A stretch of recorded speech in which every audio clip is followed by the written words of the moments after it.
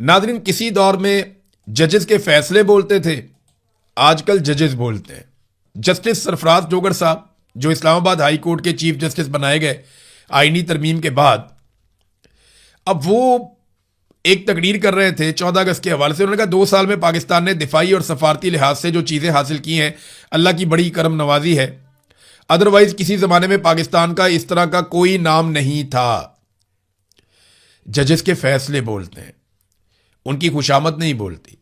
ایسا لگتا ہے کہ پورا کا پورا نظام اور اس نظام کا ہر بینیفیشری اس نظام کو بچانے میں لگا ہوا ہے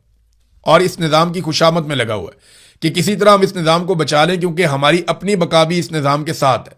اور چیف جسٹس اسلام آباد ہائی کورٹ اس نظام کا ایک ایسا مہرہ ہے جس نے نظام کو نہ صرف بہت سپورٹ کیا، بلکہ وہ یہ جانتے ہیں کہ جب تک یہ نظام رہے گا تب تک ان کی بقا ہے۔ اگر یہ نظام چلا گیا تو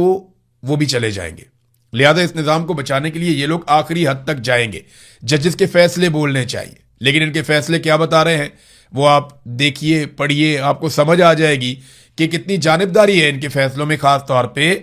جو عوامی معاملات ہیں یا جو سیاسی معاملات ہیں یا جو اسٹیبلشمنٹ کی سیاست میں مداخلت ہے، اس حوالے سے ان کے فیصلوں میں شدید ترین جانبداری ہے۔